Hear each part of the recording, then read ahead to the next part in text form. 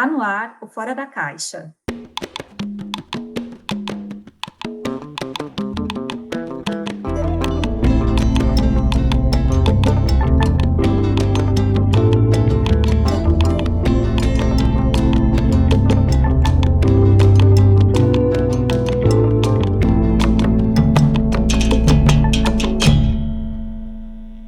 Povo preto, sejam muito bem-vindos ao Fora da Caixa, seu podcast para discutir vivências negras e identidades periféricas. Quem vos fala é o Wesley Faustino, @elfaustino nas redes sociais. Para você que não conhece o Fora da Caixa, você pode visitar o nosso site, o foradacaixacast.com.br, para conhecer mais sobre o nosso projeto e também para acessar os demais episódios. Não se esqueça de visitar também as nossas redes sociais, Instagram e Twitter, como @Fora da Caixa Cash, para você também acompanhar tudo que a gente posta. Apesar que a gente não anda postando muita coisa, mas enfim, vale a pena seguir.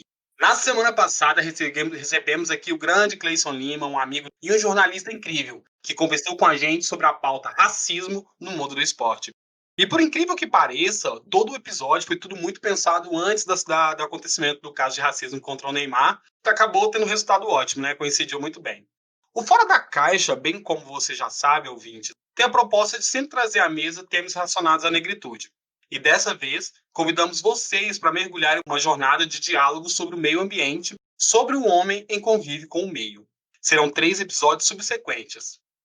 Convidamos vocês a questionarem sobre o meio ambiente. E o tema é: a Rio+20 não previu Bolsonaro. Para isso, eu dou boas-vindas à mesa do Fora da Caixa, Marcone e Thaís. Olá, gente. Olá, Faustino. Tudo bem? Oi, Faustino. Oi, Marcone. Muito bom estar aqui com vocês. Galera, sejam muito bem-vindos ao nosso podcast. Que prazer ter pessoas tão incríveis quanto vocês aqui. É uma honra. Antes de mais nada, respondam para mim, Thaís. Você primeiro. Que preta é você na cena? Para quem tá em casa e não te conhece. Quem sou eu na fila do pão? Que preta que sou? Vamos lá. Bem, eu sou geógrafa, né, formada pelo UniBH, pelo Centro Universitário de Belo Horizonte. Sou especialista em geotecnologias. Hoje eu trabalho numa empresa do terceiro setor que faz a recuperação do Rio Doce, né, que teve o rompimento da barragem de Fundão. E hoje também eu participo de uma comunidade chamada YGs em Brasil, que é uma comunidade de mulheres que fortalece essa rede de apoio para mulheres nas geotecnologias. É grandioso ter você aqui, Thaís. Principalmente que você é uma grande amiga, a gente já trabalhou junto. Muito feliz. Marconi, same question. What black are you in the scene? Nossa, vocês viram, né? Menino, internacional, né? Você sentiu o nível, né, Marconi? Gostei. Hoje eu tô pensando muito em inglês, eu acho que eu fiquei lendo muitos termos técnicos para estudar, para estar aqui com esse episódio com vocês. Mas é isso, Marconi. Adoro. Que preta é você na cena? Menino, essa é uma questão difícil para quem é geminiano como eu, né? Mas eu vou tentar dar uma resumida aqui, uma sintetizada. Então, Eu também sou geminiana, Marconi. sério? Só que com Meu Deus do ascendente em céu. virgem. Então aqui não tem só 3 pessoas, né? Não, são Sério? várias. Eu tenho acidente em peixes. Então dá uma equilibrada. Mas que ótimo. Várias vozes aqui conversando. Gosto. Então, mas basicamente, que preto que sou eu na cena? Eu acho que eu sou um preto que estou na cena e concomitantemente estou construindo a cena, né? Porque a vida é isso, né? São essas reconstruções, principalmente nesse mundo que a gente está inserido, tem que ser assim. E tentando construir de maneira colaborativa, de maneira coletiva, a partir dos afetos. E como formação, eu sou biólogo, formei na Universidade Federal de Lavras. Durante a minha graduação, eu tive experiências em diversas áreas da biologia, então eu tive contato com a ecologia de invertebrados. Depois eu trabalhei um tempo com a ecologia de pequenos e médios mamíferos, também englobando ali alguns grandes mamíferos, como onça parda, lobo-guará. Passei um período da faculdade na Amazônia, também trabalhando com essas questões. Depois eu migrei para a imunologia veterinária e no mestrado, que eu tenho um mestrado em biologia celular na UFMG, eu já trabalhei com a questão de saúde humana, com câncer de fígado. Então eu dei uma vasculhada boa aí nas áreas da biologia E atualmente eu estou um pouco afastado da academia no quesito instituição, e estou reestruturando e ressignificando a minha atuação como biólogo, tentando entender a biologia junto com a cultura, junto com as filosofias africanas, e junto com o carnaval, com o corpo. Enfim, resumindo, eu sou um preto aprendiz e que tenha muito a contribuir também. Nossa, muito diverso você, é um prazer ter você. Igualmente, estou muito feliz. Eu e a Thaís trabalhamos junto durante muito tempo, né, Thaís, na área de processamento. A Thaís me orientou bastante, me ensinou muito aí na minha jornada quando eu estava começando.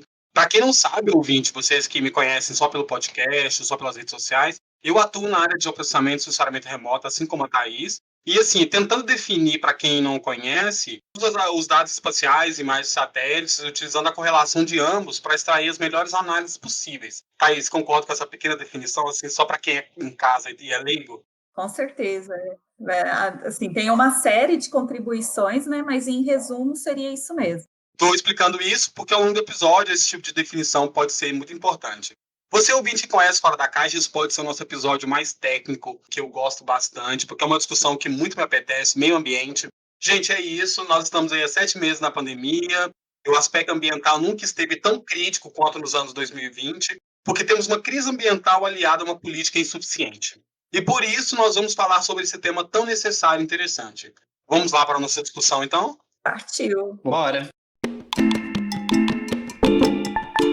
Falar de impactos ambientais não é algo desta década, nem mesmo deste século. Em apenas 20 anos, o século XXI tem sido marcado pela degradação de biomas e mudanças significativas na dinâmica do planeta. Medir e mitigar os impactos causados pela ação humana sobre o meio natural já é uma prática recorrente desde o fim da Segunda Guerra Mundial. Mas mesmo com tantas conferências, protocolos e políticas voltadas a produções sustentáveis e a repensarmos nossos padrões de consumo, ainda estamos lidando com sérias devastações ambientais no Brasil e no mundo, sejam em áreas urbanas ou em espaços naturais. Os recursos são finitos e as vidas que dependem deles são muitas. Gente, antes de mais nada, me respondam aqui. Mata úmida, pega fogo ou não pega? Olha, e como Ou pega? se pega. Tanto que é o que mais que a gente está vendo aí, né?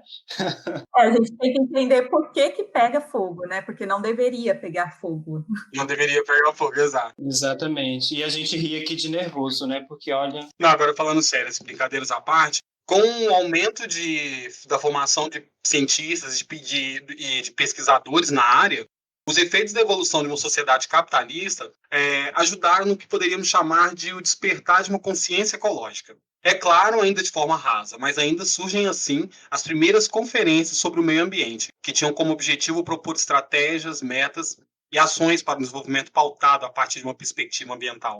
Em 1972, em Estocolmo, na Suécia, aconteceu a primeira conferência mundial para tratar do assunto coletivamente. Discutiu-se sobre a redução do uso de materiais tóxicos e sobre a preservação do meio ambiente, da qual o Brasil não fez parte, já que vivenciava a ditadura e o desenvolvimento econômico estava em primeiro lugar, segundo os próprios militares. Nessa época, gente, vale lembrar que o Brasil convidava grandes indústrias para se instalar no país, gerando assim, avanço ecológico, porém um grande ônus ambiental, né?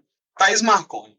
Um país em desenvolvimento, como era o Brasil, para os militares no caso, deveria abrir mão do aspecto ambiental, ou seja, a preservação prejudicaria a extração da matéria-prima ou o avanço discutido. Nessa época, muitas estradas no Brasil já estavam sendo abertas pelo Estado, e eu ressalto aqui, assim, que se a gente for pegar alguns dados, muitos parques estaduais do Brasil foram fundados próximo à década de 60, 70 e 80, ou seja, por resistência de pequenos grupos de ambientalistas, já que a bandeira verde não era tão grande no país ainda, mas ainda assim são conquistas, esses parques são conquistas da preservação numa época em que o país tentava se desenvolver a todo custo. Mas a pergunta é, no Brasil, desde sempre se questionou desenvolvimento versus preservação. Valendo. Você quer começar, Thaís? Bem, vamos lá. Assim, hoje a gente já tem essa clareza que essa dualidade, ela na verdade, ela não é verídica, né? Que a gente que a gente pode conciliar aí esse desenvolvimento, né? Com a questão do equilíbrio ambiental, não há problema nenhum, até porque há vários estudos, principalmente voltados para a área da Amazônia, E a floresta em pé, em si, ela fornece mais serviços ecossistêmicos, né, que seriam aí, em resumo, a produção de água, um ar puro, a questão das chuvas, enfim, essa série de coisas, e também até a própria de extração da matéria-prima mesmo da floresta, que seria de uma forma sustentável. Fazendo esse panorama todo, que hoje a gente tem essa consciência, né, vamos se dizer, de uma forma mais consolidada, mesmo que a gente tenha alguns, né, conflitos de pensamentos e de vertentes, quando a gente volta um pouquinho, né, para essa década do desenvolvimentista, né, da década aí da ditadura, realmente havia essa dualidade. E por que havia essa dualidade, né? Muito também do que a gente não aprendeu, que a gente não tirou como lições aprendidas dos países, né, europeus e também dos Estados Unidos. Então, assim, é um pouco controverso, que é algo que a gente poderia, né, ter visto do que não funcionou para os outros, né, e ter tirado isso como lição aprendida, mas, na verdade, a gente preferiu seguir o status quo. Marconi. Bom, eu já parto por uma premissa na questão de problematizar o que a gente entende dentro desse sistema por desenvolvimento sustentável. Porque eu acho que isso pode ser uma coisa extremamente incrível, pensando de desenvolvimento sustentável ser aplicado e ser pensado e ser criadas estratégias por pessoas que realmente entendem, né, dessa questão ecológica, ambiental, e que pautem também a participação da comunidade nisso. Só que o que a gente vê desse sistema é um desenvolvimento sustentável, que aí a gente tem que se perguntar sustentar o quê, de fato, né? Porque dá para ter desenvolvimento e a questão ambiental ser pautada com seriedade? Lógico que dá. Só que dentro desse sistema, a gente tem que ver que a palavra desenvolvimento, a própria palavra já diz, né? É desenvolver. Então, é você desvencilhar, né? Desassociar toda a experiência humana da natureza, né? Desassociar toda a experiência e vivência humana do que a humanidade capitalista entende como desenvolvimento, como avanço, como evolução, dissociar isso da natureza. Então, e paralelo a isso é o sustentável, né? Se as pessoas estão desenvolvidas, apartadas da natureza, o que vai se sustentar aqui numa sociedade dessa forma, né? Pensando isso.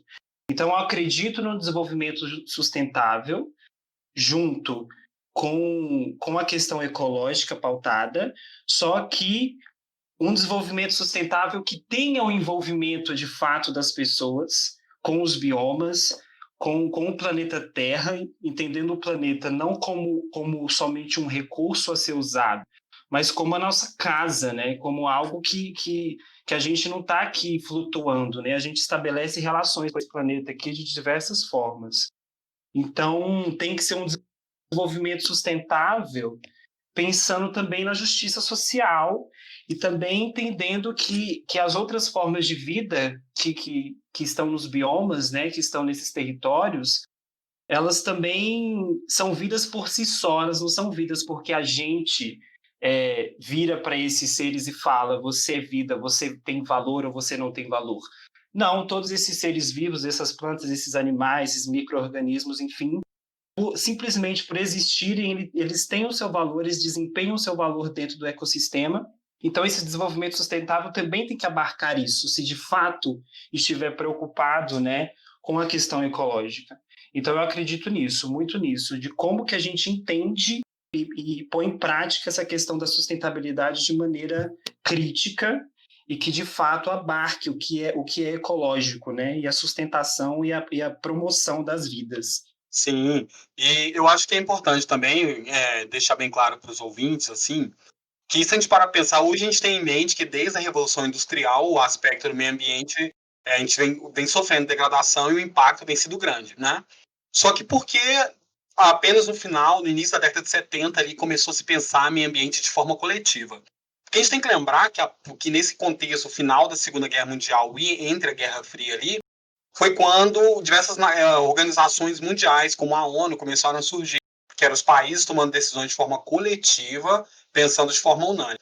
Não julgando sucesso ou não dessas organizações, mas é um ponto de importante quando os países começam a pensar de forma coletiva e se organizar. Uhum. Daqui para frente, a gente começa a ver que teve diversas conferências, nós vamos passar por elas aqui, e a gente vai tentando mitigar os resultados e os alcances que a gente teve sobre cada ano de avanço. Tranquilo? Tranquilo. Já em 1987, o Protocolo de Montreal, no Canadá, foi a primeira conferência a questionar sobre substâncias que destroem a chamada camada de ozônio, né? Estamos falando em grande escala. Vale ressaltar, gente, que em 77 já haviam questionamentos sobre um buraco na camada de ozônio. Mas somente 10 anos após, que durante o Protocolo de Montreal, que veio ser tratado de forma coletiva para a tomada de decisões. Diversos países signatários se comprometeram a diminuir as emissões de CO2, o famoso gás carbônico, na atmosfera. Havia agora uma preocupação com a saúde das pessoas, né? Já que a exposição dos raios ultravioletas poderia aumentar o número de pessoas com câncer de pele. Em 2014, a ONU sacou um estudo, resultados onde mostrava que a camada de ozônio estava se regenerando. Ou seja, tivemos sucesso nesses 27 anos entre um estudo e outro? Ou o que vocês acham? O que a gente pode apontar esse avanço? A quais atitudes?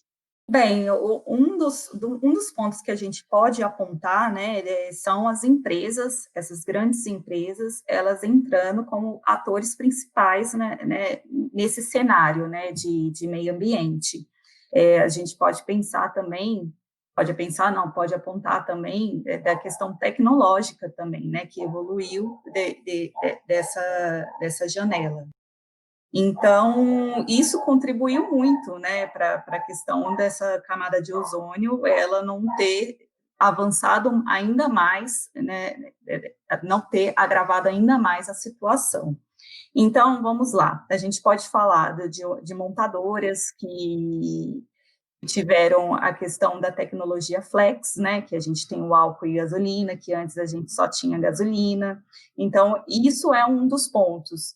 A gente pode falar também de empresas que produzem maquinários, né, agrícolas, que também aplicaram tecnologias inovadoras que positivaram esses indicadores. Então, você vê que é uma série de iniciativas das próprias empresas, que não querendo colocá-las elas também como, né, boazinhas aí, porque isso também influi também no custo e benefício também, né, da iniciativa tecnológica, como um avanço e como pontos, né, que melhoraram esses indicadores que a ONU vem monitorando. Bom, a Thaís, ela trouxe um panorama aí bem interessante, né? Pontuando essas coisas. E eu acho que também um dos pontos principais que influenciaram nessa regeneração também é o estabelecimento de diretrizes, né, para a fabricação de determinados agentes aí que estão associados com a destruição da camada de ozônio. E aí entra a questão que a Thaís abordou, que é desse envolvimento, né, desse comprometimento de algumas empresas com essa questão. Então, ao frear, né, a fabricação e uso de determinados agentes que agridem a camada de ozônio, como, por exemplo, acho que tem os clorofluorcarbonetos, se não me engano, que já no início dos anos 2000, né, eles começaram a remanejar essa questão, esses usos, e aí houve uma queda significativa desses materiais na atmosfera e o início, né, de uma recuperação aí gradual da camada de ozônio. E eu acho que eu vi uma pesquisa recentemente que parece que a camada de ozônio, se seguir no ritmo que está, até em 2060 ela se regenera por completo, né? Mas aí é um conluio, é um conjunto, uma sequência de ações que tem que ser tomadas, né? E empregadas de fato em todo o globo, com responsabilização social, industrial, agropecuária, enfim, para que a gente consiga superar isso e que a gente não regrida, né? Sim. Nossa, eu ia falar um negócio que perdi. Que viajando que você falou aí. Foi a única coisa que me veio na cabeça, porque a Thaís completou tudo. E eu lembro que eu li, eu acho que tinha alguns meses que eu li sobre isso. E aí foi o que me veio, assim. Vale lembrar também, ouvintes, eu sempre vou falar que vale lembrar, complementando sempre que a Thaís e o Marconi falam que esses protocolos, essas conferências, os países que se tornam signatário, por mais que essas conferências sejam muitas vezes realizadas pela ONU, os países não são obrigados a assinarem ou participarem ou aderirem às metas e aos compromissos firmados nesses encontros. Muitas vezes, às vezes, os países mais industrializados do mundo não se comprometem a assinar ou se tornar signatário, o que na verdade ainda mantém o grande impacto. Então, é sempre muito complicado essa discussão ambiental, e é por isso que a gente está sempre tendo novas conferências com novas pautas, ou às vezes pautando as mesmas coisas. Em 1992 é realizado no Rio de Janeiro a Eco 92, ou mais conhecida pelas pessoas como a Rio 92. Foi organizado pela ONU e trouxe, pela primeira vez, a discussão exclusiva sobre o clima, o uso da água, transporte, turismo ecológico e reciclagem. A conferência apontava que o uso dos recursos de forma predatória, segundo a política do lucro, acabaria com os recursos naturais para o próximo século, ou seja, o século em que estamos, né? E já pontua aqui diversas questões. No início da década de 90, o Brasil já vivenciava a perda considerável do bioma da Mata Atlântica, a custo do desenvolvimento e expansões urbanas e afim. Mas aqui, a Eco 92 já vinha propor reciclagem, uso da água, transportes coletivos que não poluíssem. No mundo afora, no mundo afora, desde 92, a gente viu grandes avanços nessas áreas, carros elétricos, novas fontes de energia e diminuição do uso do plástico, assim, uma diminuição básica do uso do plástico. Mas já são 28 anos e o século já mudou, né? No Brasil, a reciclagem, para mim, ainda é algo muito realizado pelo poder público de forma inexistente. O transporte, isso é outro problema. O uso de recurso nosso, o extrativismo, cresceu exponencialmente na década de 90, logo após a 92, quando o estado de Minas Gerais, por exemplo, sofreu muito com o extrativismo. E nós sabemos muito bem disso, né? Que a Rio 92 ela realmente trouxe de fato, né, essa importância nessa discussão, que é lógico que é o primeiro momento ali que você reúne vários líderes, né, mundiais para conversar sobre temas tão importantes para a humanidade, né, que envolve aí biodiversidade, desertificação, mudanças climáticas, que é o primeiro momento que realmente, de fato, você tem essa abordagem, né, a nível mundial.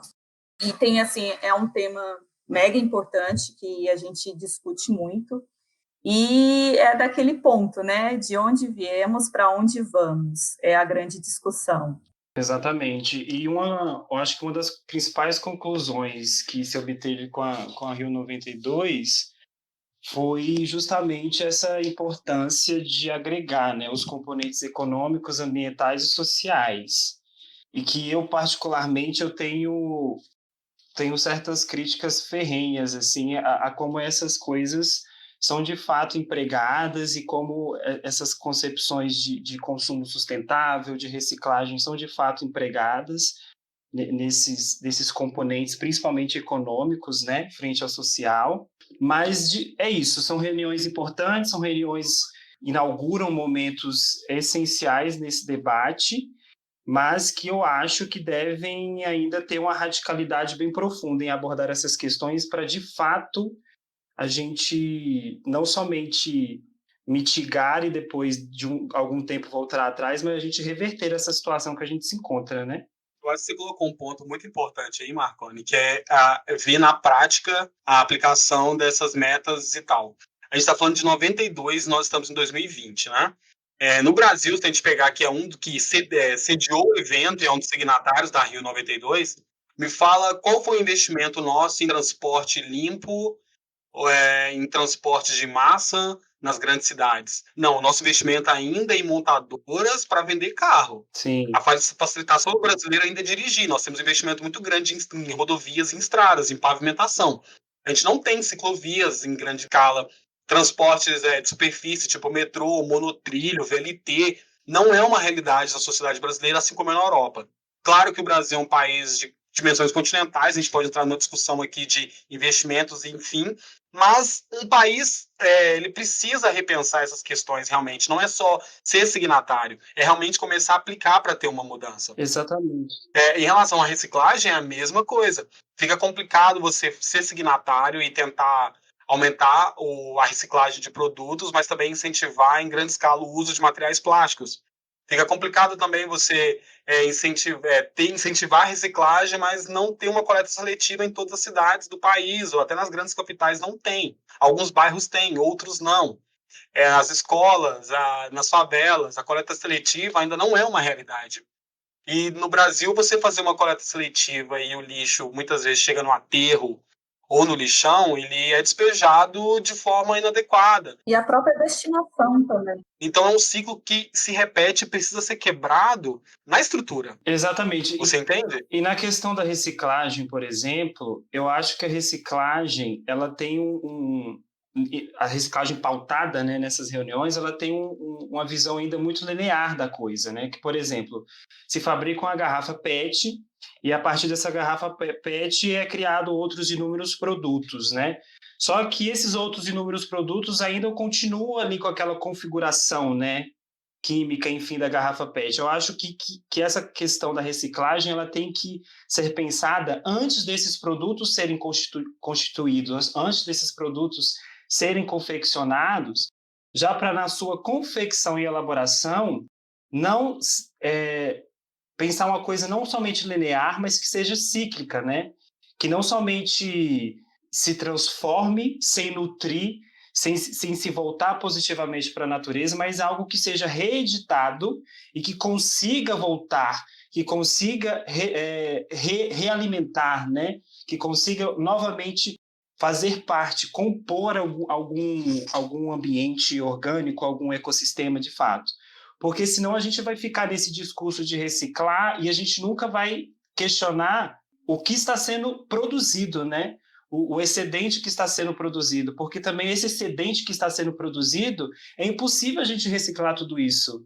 É impossível, é um excedente que extrapola qualquer senso, assim, da razão, assim, do que é palpável, né? Do que de fato cabe a ser usado, porque é um excesso que muitas vezes é um desperdício, e como você mesmo falou, a gente não tem uma estrutura de reciclagem em todas as regiões do país, normalmente somente nas capitais que tem uma coleta de reciclagem mais organizada.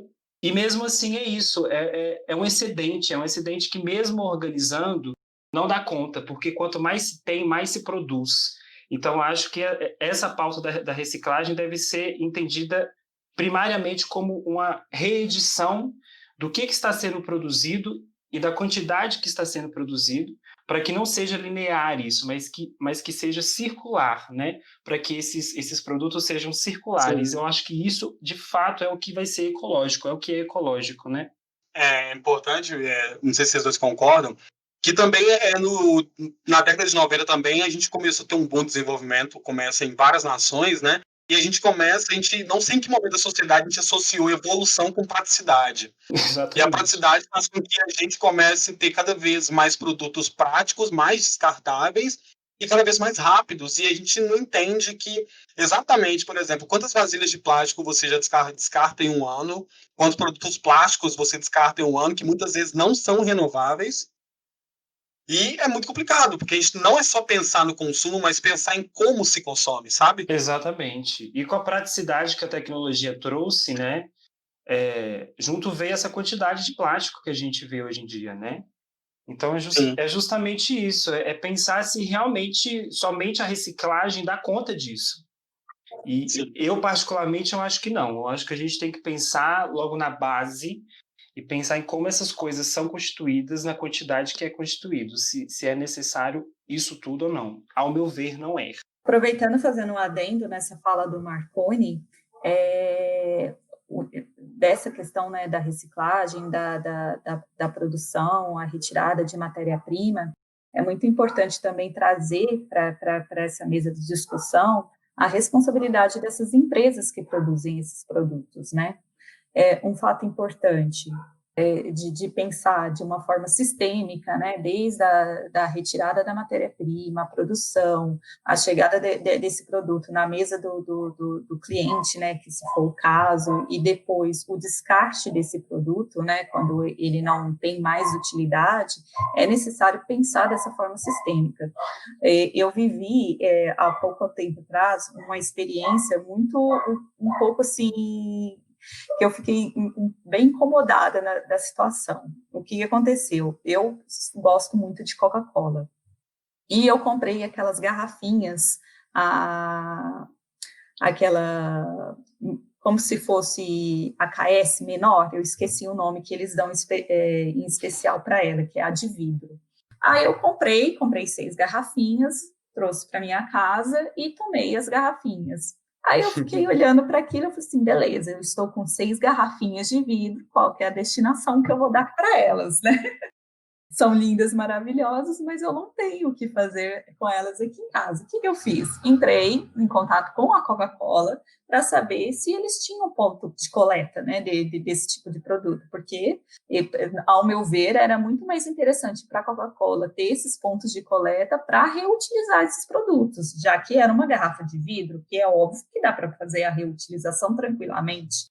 E eu tive a resposta do saque da Coca-Cola que na minha cidade ou na proximidade, e olha que eu moro na região metropolitana de Belo Horizonte, não havia essa coleta, que o único ponto que eles tinham essa parceria de coleta era somente com os catadores de São Paulo.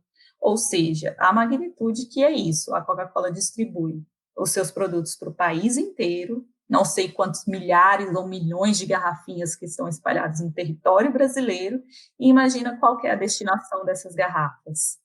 Aí, a gente pode estender essa lista. Gente, desde quando a gente era criança, assim, imagino que nós 3 temos ali quase na faixa dos 30. Detalhe. Eu imagino que quantas vezes você já se questionou pilha? Sim. Até hoje não tem uma solução para descarte correto de pilha. Exatamente. Até hoje não se discute não é em todo lugar que tem descarte correto de lâmpadas, com mercúrio. Produtos que estão no nosso dia a dia. E vamos pensar na alimentação, não há área de descarte correto para muitas coisas. E muitas vezes a gente entende que cabe sim uma educação da população para saber reciclar, preservar os recursos, mas cabe do poder público uma ação efetiva para estruturar e dar a essa população capacidade de atuar na preservação junto, sabe? Cadê os recursos para as lixeiras? Não sei, vocês estão entendendo o que eu quero dizer, né? É muito complicado também, a gente está falando de consumo, eu sempre penso naquela questão. A gente aqui em Minas sempre critica muito o extrativismo e as minas, a quantidade de minério de ferro que é extraído há anos aqui no estado e em outras regiões do país também, mas cada vez mais a gente almeja um automóvel, sabe? Cada vez mais a gente almeja produtos que necessitam daquela matéria-prima. E não necessariamente a gente precisa abrir mão da matéria-prima, mas trocar de carro a cada 2 anos, a nossa forma de consumir, de trocar produtos, impacta muito na forma que as empresas têm que responder a essa demanda. E não é hipocrisia, e não é falar que isso. É a realidade. De fato, é a realidade. A gente precisa suprir as nossas demandas. Somos 7 bilhões de pessoas consumindo os mesmos produtos todos os dias. O impacto ele é real. Em Kyoto, no Japão, foi assinado em 1997 um protocolo para todos os países da ONU. A década de 90 foi uma década marcada muito pelo desenvolvimento de vários países, industrialmente falando. Isso lançou toneladas de CO2 na atmosfera. O acordo preveu a redução de ao menos 5% das emissões dos gases para as décadas seguintes, principalmente para os países desenvolvidos. O protocolo começou a valer em 2004 e o Brasil é um dos signatários. Mas vale a pena levantar aqui, ouvintes, que o maior emissor de poluentes e também o país mais industrializado do mundo não assinou, que é o caso dos Estados Unidos. Agora a gente entra naquele ponto. Aquele ponto. Alguns países precisam frear seu motor de desenvolvimento, né? Para poder preservar. E isso incomoda diversos países. Por exemplo, Estados Unidos, Japão, são vários países que questionam estar dentro desses protocolos e frear seu desenvolvimento em detrimento de perdas financeiras. E sempre foi uma discussão muito complicada, né? Sempre foi muito complicada e eu acho que aí também entra a questão da falsidade, né, do que dizem de um capitalismo soft, que dizem que alguns países da Europa, por exemplo, estabelecem modelos de produção capitalistas de desenvolvimento e conseguem, ao mesmo tempo, preservarem suas regiões, né, de ecossistemas nativos. Só que a gente também não vê que esses países eles exportam, né, o lixo deles para, por exemplo, para a América do Sul, para a Ásia, para a África. Então, eu acho que tem que ter um compromisso não só desses países em relação ao seu território, mas um compromisso desses países em relação ao globo como um todo, né? E entender que, por exemplo, a América do Sul não é dejeto, né, do lixo que esses países produzem para eles ficarem lá, ok, cumprir aqui o meu dever aqui com os tratados e os países do Sul global que lutem, né? Eu acho que tem que... É exatamente isso, é um compromisso global, é além de um compromisso de Estado ou de país, é um compromisso global, com a população global, né? Sim, porque na verdade os países, o que eles fazem? Se você parar para pensar, grandes fábricas, as grandes instalações industriais estão em países subdesenvolvidos ou em desenvolvimento, que é no caso dos países do hemisfério sul, Brasil, que é alguns países asiáticos. As sedes, os grandes prédios de vidro, ficam nos países do hemisfério norte, que ficam sedes em Nova York, em Londres. Então, na verdade, o ônus da poluição ambiental, de toda a devastação e desgaste, fica para o país que recebeu, no caso, fica feliz por receber porque ele está gerando uma grande quantidade de emprego, mas o ônus ambiental também fica para ele, porque não é compensado para aquele país. Uma questão muito complicada. É interessante também trazer para essa discussão que muitos desses países, eles participam, né, desses grandes fundos de investimentos, né, que destinam esses valores para países, né, emergentes, né, como o Brasil, em desenvolvimento, para que eles possam utilizar esse dinheiro, né, para a preservação e conservação da natureza. Mas é aquela velha história, né, da questão desses países, eles já terem, né, essa tecnologia já adaptada em seus territórios e exportam esses, né, resíduos, digamos assim, para os países em desenvolvimento. Então, são criados esses fundos. É lógico que tem, por um lado, é positivo, por outro lado, tem as suas controvérsias, mas é uma discussão que também vale a pena a gente não deixar passar batido aqui nessa nossa conversa. É uma questão complicada, porque quando se trata aqui, por exemplo, um país como os Estados Unidos não é signatário do protocolo de Quioto, eu estou falando que o país mais desenvolvido não participa, não é signatário, não vai diminuir suas emissões. Então, normalmente, a gente começou a ver que muitos países começam a fazer retaliação econômica, não assinar acordos, não fazer exportações de produtos, quando os países poluem, desmatam muito. Mas como os países vão retaliar a maior nação do mundo, que é os Estados Unidos? Mais importam e mais importam produtos. E a roda continua a girar, então o protocolo não acaba sendo muito efetivo, não com as pautas que ele propôs. Nisso a gente tem que entender que são trocas de interesses, né? Se não é do meu interesse, eu não assino. Isso é triste ainda, porque a gente está falando de vida e preservação, né? Ainda tem interesses pessoais ainda. E tem uma questão controversa também, dessa questão dos créditos de carbono, é que esses países pautam a questão do desmatamento, óbvio que é importante, só que ao mesmo tempo eles investem bilhões em combustível fóssil. Então é uma coisa muito controversa, porque você está tirando o carbono que está ali debaixo da terra há milhões de anos e pondo para a atmosfera, e enquanto isso está, né, tá pautando a questão do desmatamento como se fosse a única coisa, né, que contribuísse para a gente atingir, né, esses índices mínimos de carbono na atmosfera, mas é um conjunto, né? É novamente essa visão ecossistêmica, né, do planeta.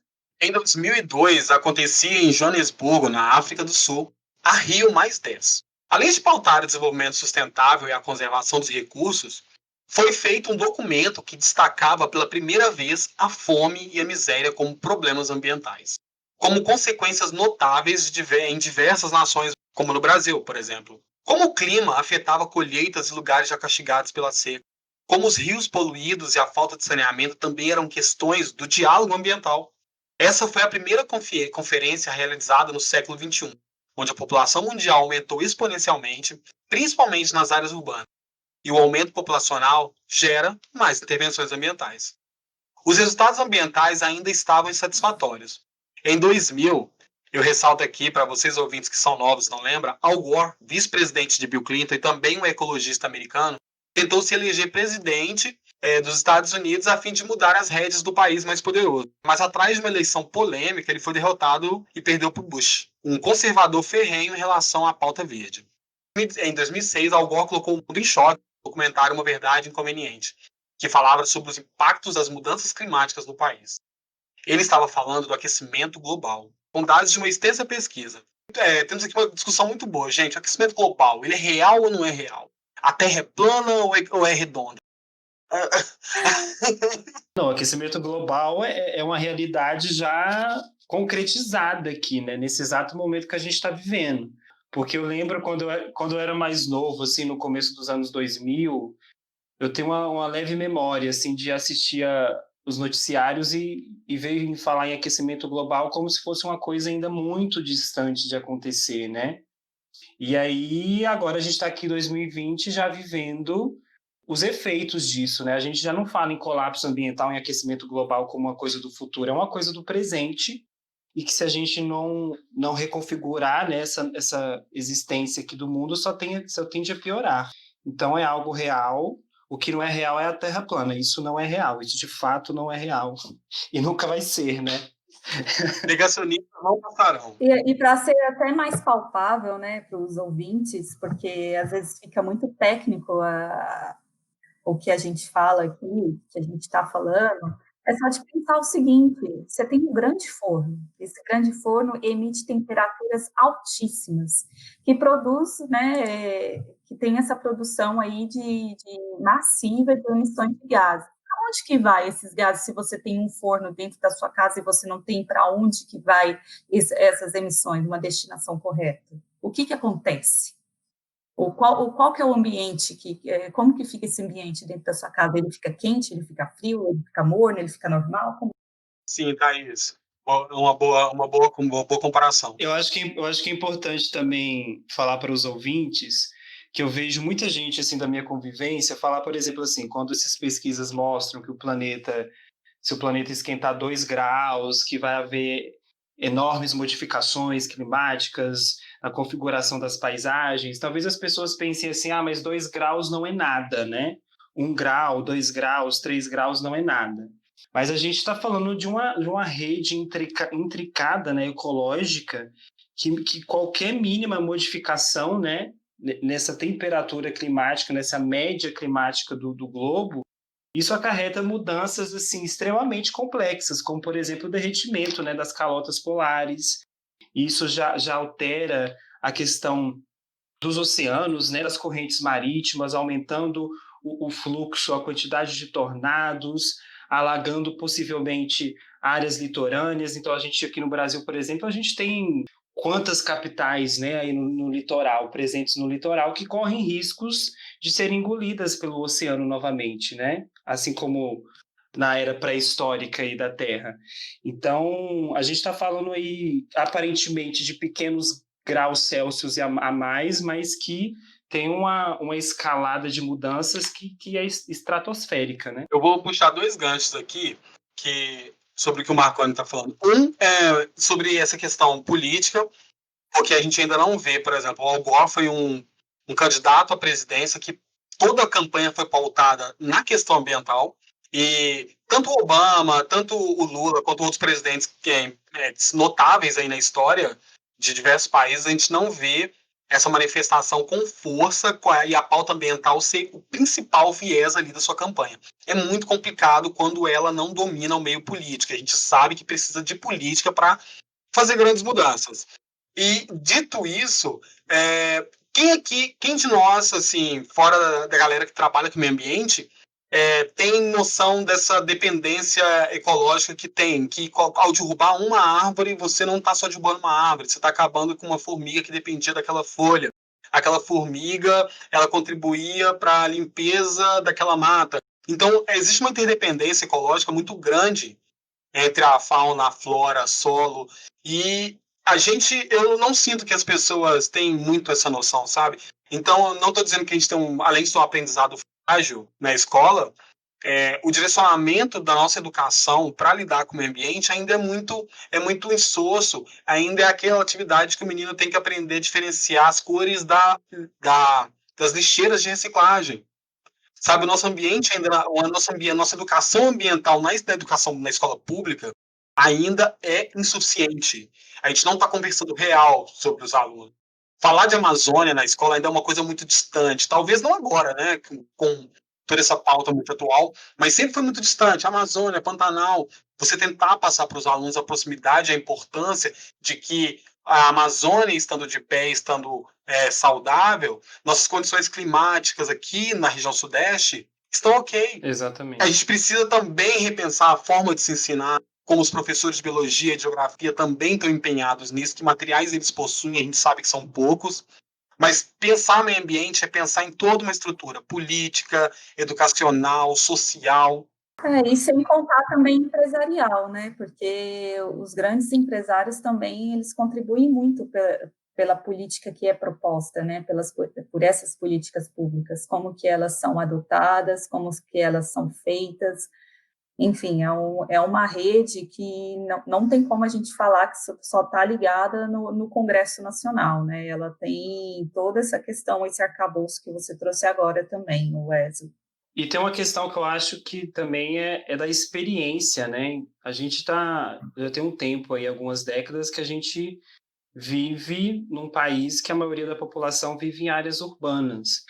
E infelizmente, nesse sistema que a gente está inserido, dentro dessas áreas urbanas, tudo que é dito, né, como natureza é excluído nessas áreas e taca concreto e asfalto em tudo e deixa somente o que é dito como humano, como civilização humana, né? Então, eu acredito muito numa formação ecológica das crianças e até na reformulação do que as pessoas adultas têm como ecologia, têm como meio ambiente, partindo também da experiência vivida e compartilhada com esses ambientes naturais, né? De saber que aquilo também faz parte da gente, que aquilo também nos constitui, nos faz possíveis. Então, é também pensar outros modelos de cidades, né? Também de cidades que abarquem a biodiversidade, que cidades que possibilitem com que as crianças cresçam tendo contato com regiões verdes, cresçam tendo contato com rios limpos e nascentes, para saber de onde que vem a água, né? Porque as crianças crescem vendo a água sair da torneira e a gente não imagina normalmente de onde que vem essa água, né?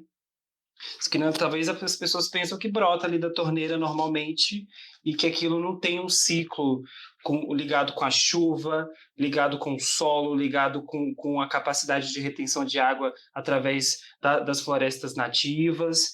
Então, é isso, é você proporcionar também experiência humana junto à natureza.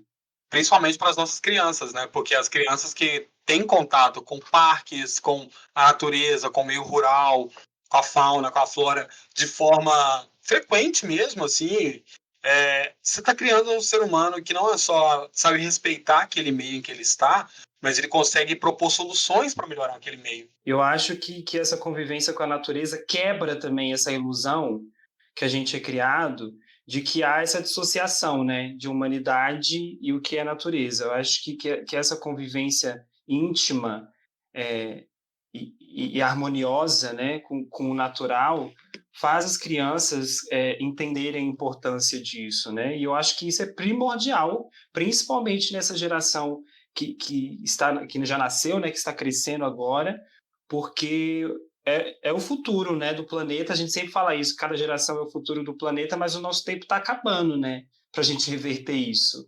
Então, isso tem se tornado cada vez mais importante, mais essencial, e principalmente nesses ambientes urbanos, né, que normalmente as crianças não têm esse contato. E a gente, assim, está falando muito do ambiente urbano, mas também tem o ambiente rural, né, de como que essa visão é no ambiente rural, porque muitos desses municípios, né, quando você vai para o interior desses municípios, muitos proprietários rurais, eles não têm acesso à extensão rural, à informação de melhores práticas, e a gente tem que entender que o rio que às vezes passa no meio da cidade, né, lá do centro urbano, a nascente, ela está lá na propriedade do seu João. Então, como que é conservada essa nascente, né? O gado vai lá e pisoteia a nascente toda, e às vezes a nascente seca, o nível do rio abaixa. Então, assim, é algo que está todo conectado, e a gente também, às vezes, faz essa dissociação, né, do ambiente rural e urbano, mas, na verdade, ele está todo conectado, até na produção de alimentos também. Sim, total. Em 2012, de volta ao Rio de Janeiro, a ONU organizou a Rio+20 e foi a conferência com a maior participação de nações. 193 de 196 países reconhecidos. 20 anos após a Rio 92, era hora de medir os resultados alcançados e estabelecer novas metas visando o desenvolvimento sustentável para os próximos 20 anos, ou seja, em 2032. Ressalta aqui que nós, da área de meio ambiente, ficamos muito frustrados com os resultados. Queríamos metas mais concretas para a obrigação da redução de emissões poluentes e a obrigatoriedade na recuperação de áreas degradadas, o que não houve. Porque vale lembrar que no mesmo ano da Rio+20, o Senado brasileiro havia aprovado o novo Código Florestal. O Código Florestal, galera, ele serve para regularizar a exploração de terras no Brasil. Já que terra se trata de um bem comum da população, o código vem proteger e resguardar isso. Esse novo código entrou em vigor em 2012, por exemplo, e ele flexibilizou o uso das APPs, que são áreas de preservações permanentes nas margens de córrego, o que é inadmissível. Essas áreas protegem as cabeceiras dos rios. Além disso, o novo código ele dava perdão a quem já desmatou no passado e também autorizou atividades agropecuárias e turismo em áreas de preservação. Ele também permitiu que produtores pudessem recompor as áreas desmatadas em outro bioma. Ou seja, se eu desmatei na Mata Atlântica, eu posso recompor a mesma área no Cerrado, por exemplo, o que também é insano. Isso tudo em um ano de Rio+20, onde a gente estava discutindo o desenvolvimento e a preservação de áreas. O Senado me aprova uma revisão de um código dessa forma. Houve muitas críticas na época. Eu lembro que eu estava na graduação, eu lembro do burburinho que deu, né, Thaís? Burburinho não, da balbúrdia que deu. A gente tentou de todas as formas. Lembro de abaixo-assinado, manifestações, porque para quem não era técnico, não entendia exatamente o que se tratava, não estava se importando com o assunto. E meio ambiente é muito isso. Geralmente só está ali de olho no que está sendo votado, aprovado, discutido na política, quem é da área. Porque geralmente é tudo muito técnico, fica tudo muito distante das pessoas. Você tem que falar de APP, de compensação ambiental, todos os termos de meio ambiente são muito distantes da população comum. E isso torna muito difícil a interlocução, né? E eu também vamos lembrar aqui que no ano da Rio+20, quando o Código Florestal foi aprovado, uma vitória da bancada ruralista. Então, Faustino, eu acho que o que você pautou é exatamente a questão, assim, que envolve essa problemática, que é justamente a representação política, né? Quem que está por detrás de toda essa instauração dessas medidas, dessas leis, e principalmente pela garantia disso, né? Porque, e tem outra questão também, como você falou, de que tudo é muito técnico, né? Que essas discussões são muito técnicas e que se afasta da vivência ali do dia a dia, do cotidiano das pessoas.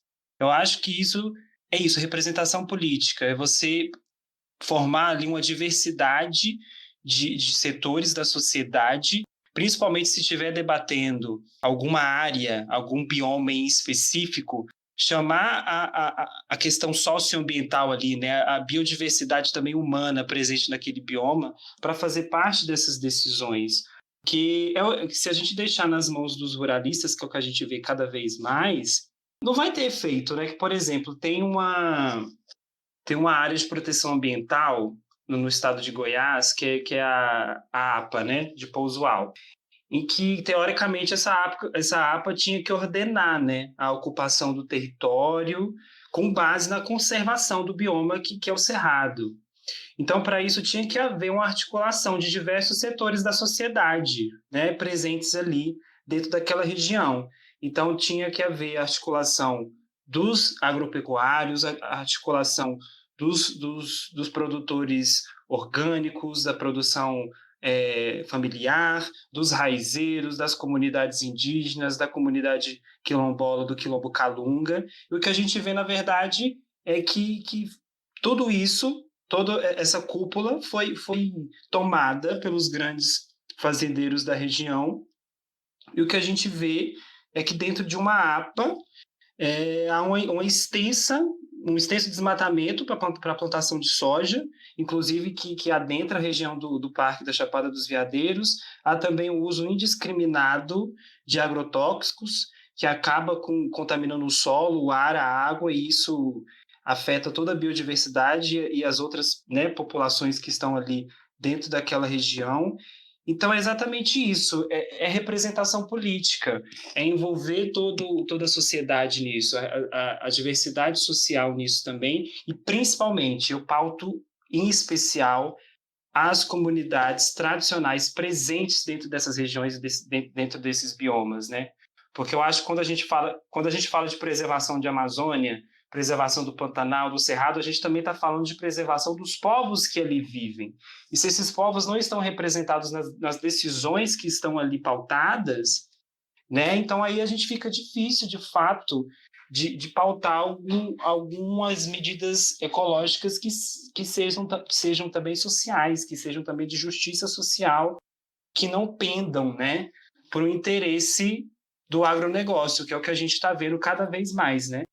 Não só do agronegócio, né, do viés econômico no geral. Foi muito legal você citar, porque eu tive ano passado, né, no Parque da Chapada dos Veadeiros, e eu amo os parques nacionais do Brasil. São áreas de preservações essenciais e extremamente importantes.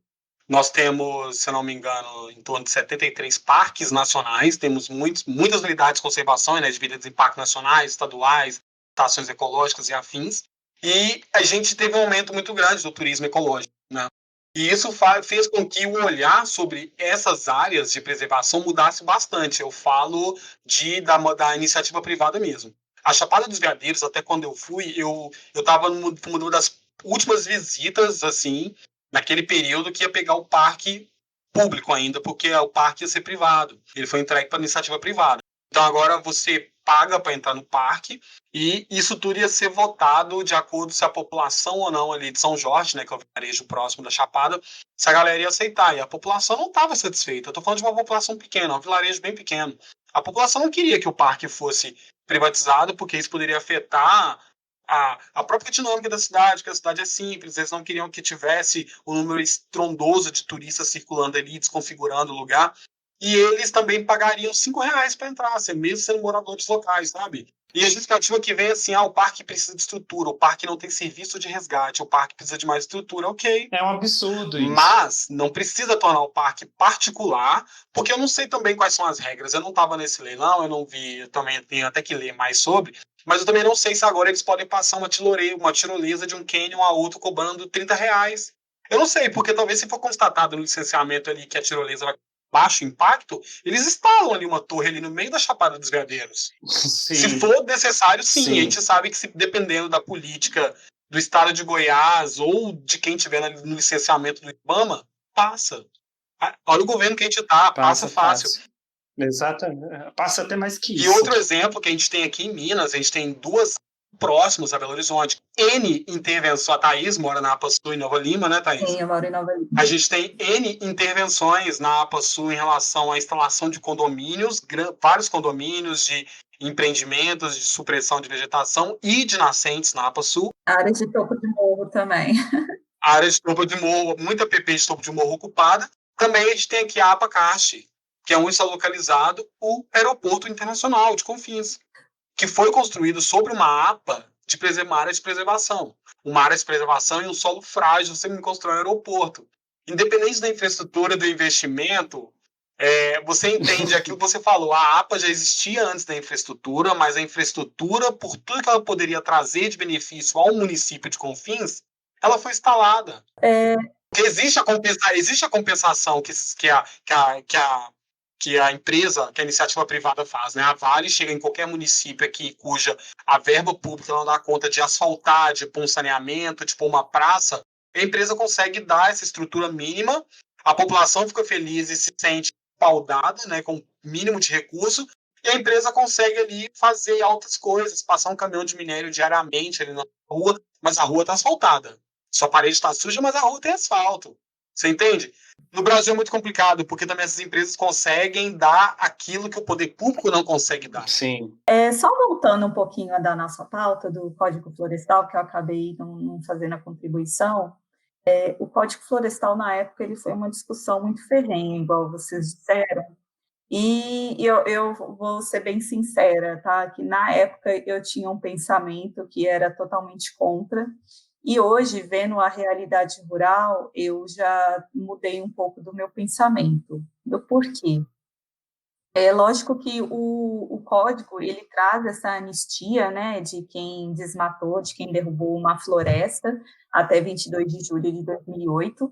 Então, ele torna aquela área como uso consolidado, então ele traz essa flexibilidade, né, das áreas de preservação permanente, tanto em nascentes, tanto nas margens dos rios, mas também ele traz algo que é positivo para propriedades rurais pequenas, né, que são também voltadas para a agricultura familiar.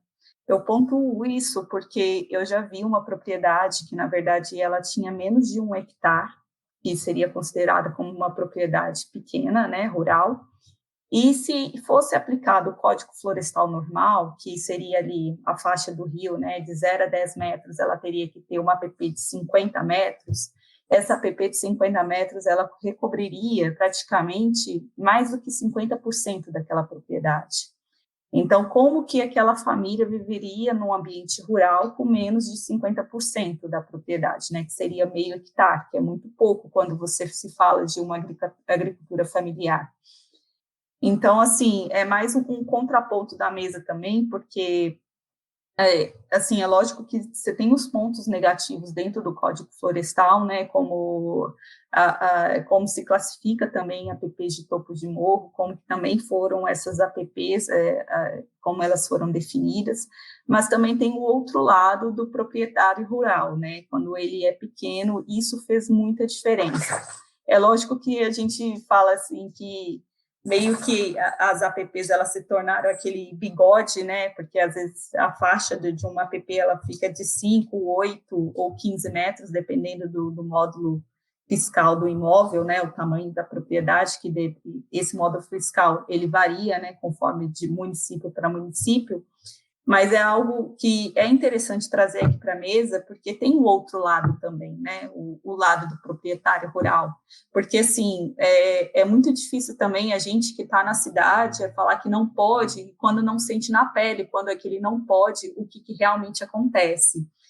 Então, é lógico que a gente tem que avançar muito nessa discussão, né? De alinhar esse pensamento de preservação com produção rural.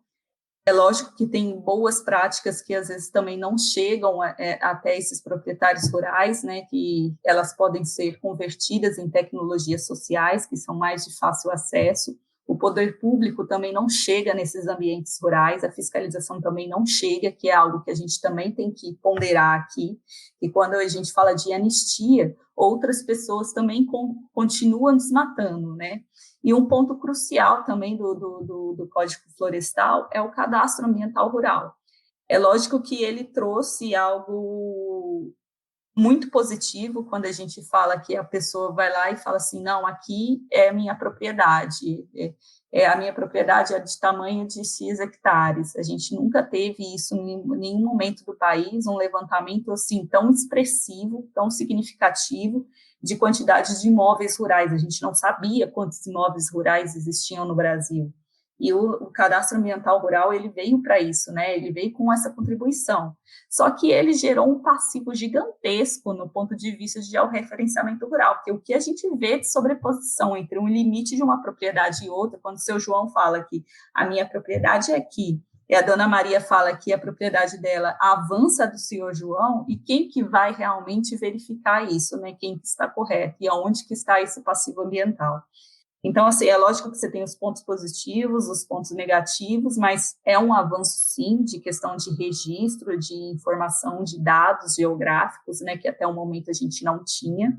E também tem o PRA, né, que é o Programa de Regularização Ambiental, que também é muito importante para o país, mas também a gente tem um fator negativo que, ano após ano, né, quando ele começa a se aproximar do prazo aí do CAR, sempre é renovado, né? Sempre é jogado para frente, sempre é aditado. Então, fica um pouco complicado também para a fiscalização e para os órgãos públicos fazer essa gestão. Thaís, muito importante você falar isso aí, você pôr esse contraponto na mesa, porque toda vez que eu penso em desmatamento e degradação de áreas de preservação, eu penso em grandes latifúndios, ou seja, eu só penso em grandes propriedades, e talvez eu esqueça, o CAR me lembra sempre que grande parte do Brasil são de pequenos proprietários.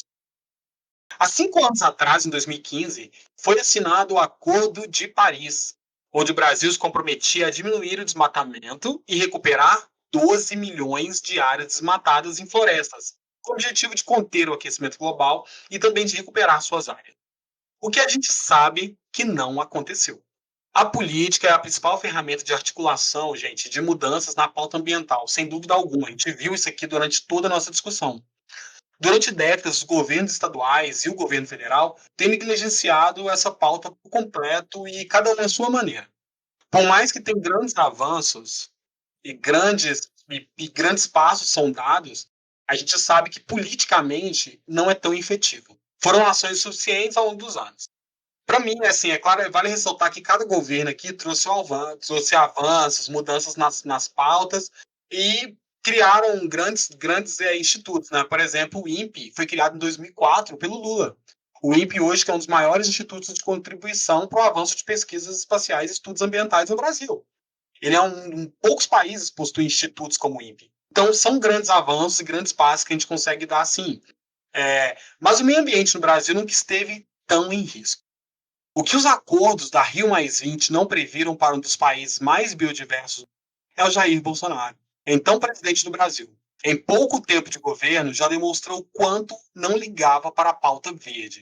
Gente, vocês se importam se eu listar para vocês aqui só um pouco das ações do nosso presidente em relação ao ambiente? Toca o barco. Então vamos lá, eu vou listar aqui, depois aqui a gente pode sentar o barco. Beleza. Segue a longa lista.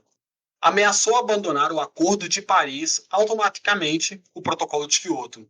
Desestruturou o IBAMA e o ICMBio, tirando a autonomia dos técnicos e dos fiscais. Mudou o Serviço Florestal Brasileiro do Ministério do Meio Ambiente para o da Agricultura.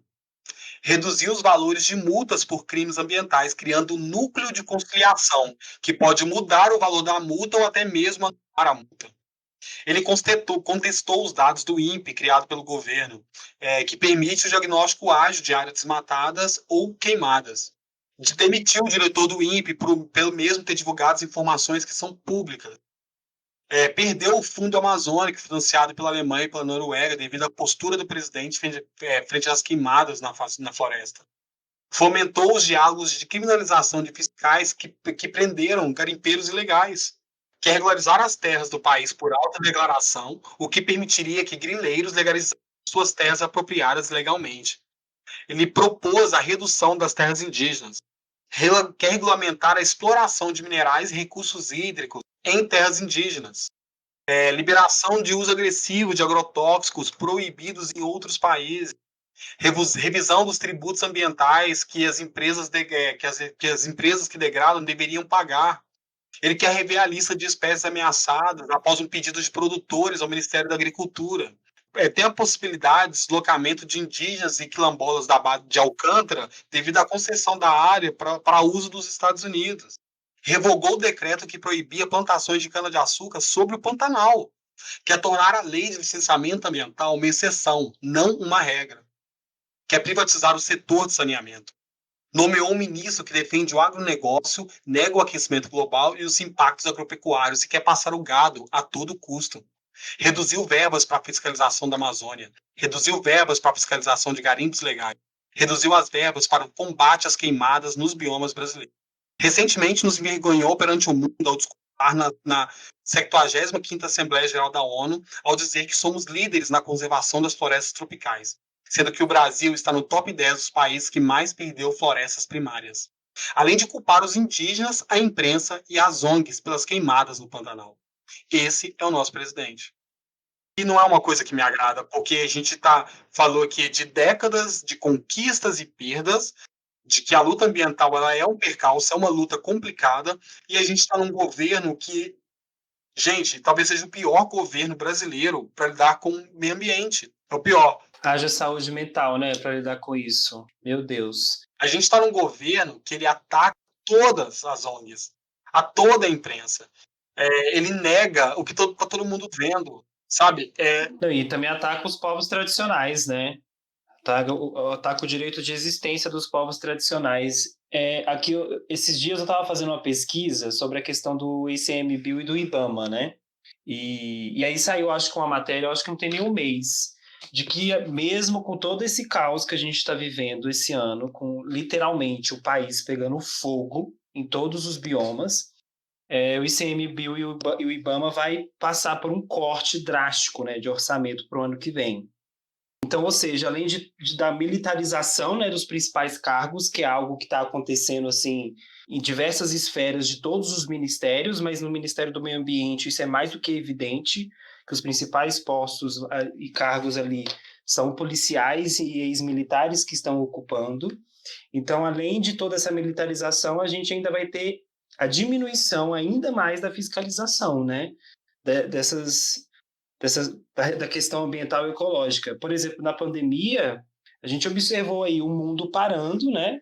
Todas as produções, aí, a economia de todos os países indo para o ralo, e enquanto isso a Amazônia sendo literalmente invadida, né, por cerca de 20 mil garimpeiros ilegais, tipo assim, 20 mil garimpeiros. E de todas as áreas de garimpos ilegais, 72% dessas áreas estavam em regiões protegidas, né? Que teoricamente, né, são áreas protegidas na Amazônia, mas que para o governo Bolsonaro isso não tem diferença nenhuma. Então isso não é incidente, né? Isso não é um acaso, isso é um projeto de governo, né? Isso é literalmente uma materialização da questão ideológica do governo Bolsonaro e que ele sempre pautou isso muito antes dele se candidatar a presidente, né? Desde quando ele era deputado e na campanha, ele sempre foi muito ferrenho e muito em oposição, né? A essa questão da conservação e da preservação dos ambientes naturais aqui no Brasil. A gente tem que lembrar que o Brasil, né, é uma democracia, a gente é dividido em 3 poderes, legislativo, judiciário e executivo, e esses institutos, IBAMA, ICMBio, INPE e até mesmo IBGE, que produzem os dados, geralmente, que a gente precisa para analisar e fazer essas análises ambientais, essas constatações, eles são controlados pelo executivo, eles estão sob a submissão do executivo. Então, o executivo vai definir verbas, vai definir contingente operacional para essas instituições, e isso é muito complicado porque a gente está num governo que o governo que mais reduziu o investimento ambiental, mais reduziu a fiscalização e menos contratou efetivo. Então, quando tem uma queimada, quando você tem o desmatamento, a fiscalização do garimpo, você realmente não vai ter uma operação efetiva porque você não tem contingente, você não tem fiscal, você só tem uma ação da Polícia Federal para ir lá e fazer o desmonte do garimpo, a queimada das máquinas. Mas o garimpo ele vai mudar de área, ele vai encontrar uma nova área na floresta e vai ser garimpado. Até a Polícia Federal chegar de novo naquela nova área, já são meses de devastação. E o garimpo, ele é uma cicatriz aberta. A gente precisa também entender, Faustino, que isso também assim não é novidade, né? Tanto dessa questão que você está falando, né? Do contingente, da contingência da equipe, porque assim já vinha para um processo de sucateamento, né? Dentro do governo federal. E quando você vem com um governo que é totalmente com viés contrário a essa pauta ambiental, então essa área ainda sofre ainda mais. E também tem a narrativa que o Jair Bolsonaro ele construiu desde a pré-campanha dele, né? Então, assim, é lógico que a gente não pensava que seria nessa dimensão, né? E que, como bem pontuou o Marconi, que teria ainda uma pandemia aí no meio, mas a gente pensou que seria ruim, sim, para a questão da pauta ambiental, para a pauta dos povos indígenas tradicionais, os quilombolas, mas, assim, tá aterrorizante, porque, assim, é de chocar você abrir uma página da web ou um jornal nacional da vida e você vê uma onça pintada desmaiada, com as patinhas todas queimadas, sabe, as almofadinhas. É algo, assim, de cortar o coração, porque a nossa biodiversidade, ela não tem culpa disso. Então, é algo que faz a gente repensar onde que a gente quer chegar e por cima do que a gente precisa passar, né? Com essa nossa nova forma de se comunicar, né, a troca de informação é muito rápida, ela é global. Hoje a gente vive uma devastação, desmatamento, queimadas em grandes escalas e em números cada vez maiores. Porém, que nem a Thaís disse, é uma realidade de muito tempo. Já tem muito tempo que a gente está nesse cenário de devastação, de apropriação de terras indígenas, de falta de efetividade política. Mas o que está acontecendo exatamente? É porque tudo está sendo filmado. Deixa eu te falar. A queimada no Pantanal, a gente está falando de municípios no Pantanal distantes de nós, né, da região, que estamos aqui na região sudeste, e as imagens estão chegando em tempo real do que está acontecendo de um celular de um brigadista voluntário que está lá aparando fogo e está filmando os animais que ele está encontrando mortos, o cenário de destruição. Numa época onde não existisse essa possibilidade de todo mundo ter internet, ter acesso àquelas imagens, aquelas fotos, aquelas informações, e se o jornal também decidisse não divulgar aquilo com propriedade, porque a pauta ambiental não é importante, qual a chance daquilo ser levado em consideração? Vocês pautaram a questão do déficit, né, de fiscais nesses órgãos ambientais, né? Por exemplo, o IBAMA está com somente 400 fiscais, tipo assim, como um país dessas dimensões, né, com essa quantidade de biomas, com suas especificidades e demandas em cada região, tem somente 400 fiscais para vasculhar isso tudo. Isso é impossível, né? E aí eu vi que uma boa parte desses 400 fiscais tem mais de 60 anos, ou seja, está dentro do grupo de risco, né, do coronavírus. Então, eles não estão trabalhando na questão do campo, né, de fiscalização do campo. Ou seja, desses 400, ainda a gente teve um déficit ainda maior durante a pandemia. Então, não tem como isso ser eficiente, né? Além de falta de dinheiro, da questão ideológica, da narrativa, também tem essa desidratação, né, desses cargos, da quantidade de gente especializada, empregada nisso. E se você não tem gente especializada empregada nesses cargos, é isso que o Faustino falou, a Polícia Federal e o Exército que vai entrar com essas ações. Só que tanto a polícia quanto o Exército, eles não têm uma experiência de fato nisso, né? E também tem a questão que tanto a polícia quanto o Exército, quando eles vão agir nessas regiões, pode haver o caso também de denúncias, de avisos antecedentes que a polícia ou o exército vai estar ali presente, coisa que não acontecia com o IBAMA, né? Simplesmente eles apareciam ali numa fiscalização surpresa e acabavam pegando ali os garimpeiros, os mineradores, enfim, os agropecuários, desmatamentos ilegais. Então, às vezes, a polícia está na região, vai abastecer ali o carro em algum lugar e alguém já vê ali o carro da Polícia Federal na região e já avisa e espalha aí garimpeiros ali, quem está ilegal desmatando ali já some da região naquele momento e ninguém é preso, ninguém é responsabilizado e continua elas por elas, né? Então isso é muito grave. Faustino, lembrando aqui do se tornar público, né, que hoje é muito mais fácil essa divulgação, proliferação de informação e desinformação, até ponderar isso, pontuar.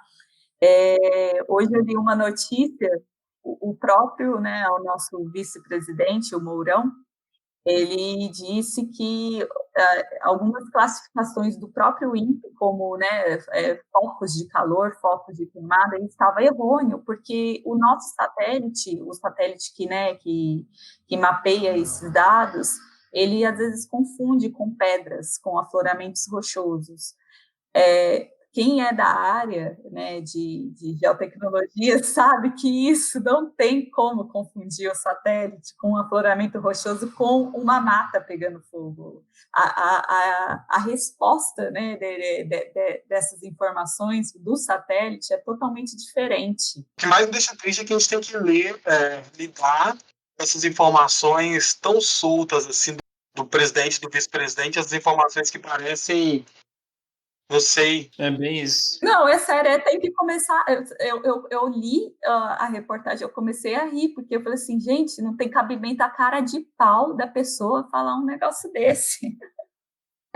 Assim, o mais interessante dessa pauta ambiental é porque assim, a gente tem que começar a se questionar por que Jair Bolsonaro, né, ele no início da pandemia, ele estava com praticamente 24 pontos, né, de percentual aí de aprovação, e hoje ele assumiu, no Ibope divulgou que ele está com 40 pontos. Poxa, o Pantanal está pegando fogo, O índice de desemprego está alarmante, a economia vai de mal a pior. O que faz um presidente desse ter essa questão positiva? O auxílio emergencial, ok, é um dos fatores, mas por que ainda continua entrando tanto investimento no país?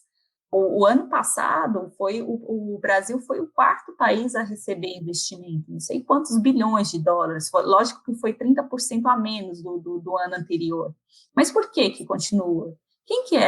Quem são essas pessoas que continuam apoiando uma política dessa? Mesmo que tenha um viés econômico favorável a essas pessoas, mas também tem a questão social e ambiental que não é levada em consideração em nenhum momento. Sim, tá Porque, aí. assim, não tem como hoje a gente falar, não, a pauta social, ambiental é totalmente diferente da econômica. Não, gente, as coisas estão totalmente conectadas. A gente está falando também de uma questão primordial que é de existência de um todo, né? Por exemplo, muito se fala em Amazônia, o foco na Amazônia, o foco mundial, internacional na Amazônia, só que eu, particularmente, eu não entendo as importâncias dos biomas como hierárquicas, sabe?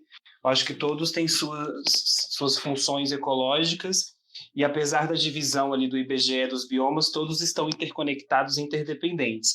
O que acontece no Cerrado também é uma coisa, assim, horrorosa, né? A gente já perdeu 50% da vegetação nativa do Cerrado. Os estudiosos do Cerrado já falam de uma extinção irreversível do Cerrado. E quando a gente vê que 75% da vazão, né, de rios que irrigam não só o Brasil, mas também toda a América do Sul, aqui a América Latina, vem do Cerrado, e a gente colocando esse bioma numa extinção, um risco de extinção irreversível, que caminho que a gente está tomando, né? Esses grandes agropecuários aí que dependem de irrigação e que puxam essa água de irrigação, principalmente desses rios, que caminho que essa galera também está tomando, né? Já que eles pensam tanto no lucro econômico, é um tiro no pé também, né? Dissociar essa questão ambiental, e aí volta no começo, né? Dissociar da questão ambiental e do desenvolvimento, né? Não tem como, tá tudo interconectado, como a Thaís falou. Então, é isso. Esse governo Bolsonaro com todas essas loucuras é uma coisa tão sem sentido que não tem nem muito o que a gente tentar formular de entendimento o que essa galera pensa, porque nada faz sentido, né? Porque coloca a pauta ambiental da econômica como antagônicos, e na verdade eles não são antagônicos. Exatamente. Sim, gente. Gente, eu acho que a gente conseguiu ter uma boa discussão aqui. O que vocês acham para esse primeiro episódio? Gostei. Bem, adorei. Lembrando, ouvintes, que esse é só o primeiro episódio dessa série nossa discutindo o meio ambiente. Na semana que vem tem mais um episódio com outro viés. Está discutindo aqui a questão ambiental também, mas sobre o nosso aspecto de consumo, o aspecto de ocupação do espaço em áreas urbanas, áreas rurais, nosso relacionamento com a única flora. É isso aí. Gente, eu acho que nesse episódio a gente não precisa fazer o Aconteceu na Semana, né?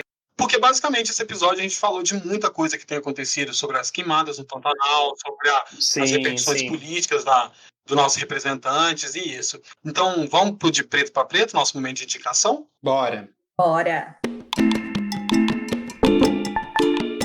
Agora, de preto para preto, aquela parte do episódio que a gente traz para você uma indicação. Um filme, um livro, uma música, um feed no Instagram, algo muito interessante para você conhecer. E aí, quem de vocês dois quer começar? Faustino, pode ser eu? Pode. Aqui eu falei para você que eu ia indicar 4 coisas, mas eu acho que eu vou dividir. Vou indicar 2 hoje e 2 no episódio seguinte. Pode ser? Pode Então, sim. então tá. Eu vou indicar dois documentários. Os dois estão disponíveis na Netflix, então, né, como a Netflix aí é uma plataforma de streaming mais popular aí, eu acho que vai ser de fácil acesso. O primeiro se chama Sertão Velho Cerrado. É um documentário muito interessante que traz exatamente esse debate ambiental, socioambiental, né?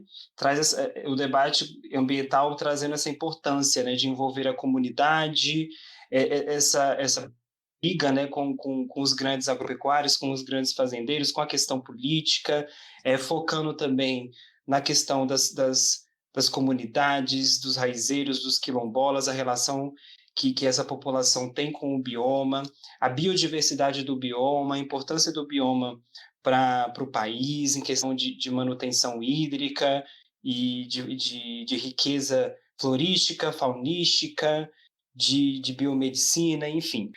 Um documentário bem legal. E o segundo documentário é o Virunga. Esse documentário já aborda um contexto internacional, aborda um parque nacional do Virunga, que está presente lá na República Democrática do Congo, na África, e como que a questão colonial e a questão capitalista, quando adentra, né, essas regiões como a África, por exemplo, que é o que o documentário aborda, como que essa questão colonial e capitalista desestabiliza, né, toda a malha social e cívica ali da região, e como que isso afeta a biodiversidade local, como que isso afeta a instauração e manutenção dos parques de preservação, das áreas de preservação. Mostra também como a população local se envolve em dois polos, né? A população local que se envolve a favor da instauração, que no caso que o documentário aborda, da instauração de uma empresa de exploração de petróleo, como tem população que apoia essa exploração, como tem parte da população que se envolve contra essa exploração, a favor da manutenção do parque, e como que isso tudo está regado numa afetividade que o documentário foca muito, na afetividade das pessoas com os gorilas presentes no parque, né? O parque tem uma biodiversidade enorme, mas tem um enfoque principal nos gorilas, e como que as pessoas nutrem uma afetividade com esses animais, e como que isso faz com que elas tenham um propósito de defesa desse parque frente à violência colonial. Então, são dois documentários bem interessantes. Thaís, e você? Eu vou indicar dois conteúdos super bacana, não muito relacionados à pauta ambiental, mas perpassam um pouco. O primeiro é um arroba que eu encontrei nessa semana no Instagram, que achei super bacana, que é o arroba Faxina Boa. É com a Verônica, ela é uma inspiradora digital, ela era uma empregada doméstica, mulher preta, e ela se tornou uma inspiradora digital. Ela não gosta de falar digital influencer, então ela fala inspiradora, então estou dando nome jus ao que ela gosta de dar. E ela fala, né, sobre essas dificuldades do que é ser mulher preta, ser uma empregada doméstica, ser estudada, porque as pessoas acham que uma pessoa que faz uma faxina, né, que é uma empregada doméstica, ela não tem estudo, ela não tem esse capital social. Então, ela traz isso de uma forma, assim, tão leve e tão assim, que te traz para a realidade dela mesma, né, do que ela sentiu na pele, não somente pela cor da pele, mas também pela atividade que ela exercia. Então, é muito bacana, ela compartilha, assim, o dia a dia dela e convido vocês a segui-la. Outro item que eu gostei muito no início do ano, que eu fiz a leitura do livro Justiça, O que é Fazer a Coisa Certa, do Michael Sandel. Ele traz muito da questão do liberalismo, né, do que seria esse liberalismo frente do que seria a justiça frente a esse liberalismo. Então, a gente consegue fazer muitas analogias sobre isso, sobre a pauta ambiental, pauta social, pauta econômica. Ele traz, assim, muitas reflexões, né, de alguns problemas, principalmente, por exemplo, o problema da Bolsa que teve em 2008 lá nos Estados Unidos, e ele traz essa reflexão dos que seria justo realmente que o governo americano injetasse dinheiro nos bancos, sendo que o próprio povo norte-americano fala dessa, né, esqueci a palavra, desse retorno econômico, né, por si próprio. Então, é muito bacana esse livro que te faz refletir realmente do que é justiça e para quem que é essa justiça. Eu trouxe algumas indicações também de documentário, eu vou dividir, vou indicar. Mas um deles é um documentário que também está na Netflix, chama Oceanos de Plástico. É um documentário de 2016, ele é muito bom.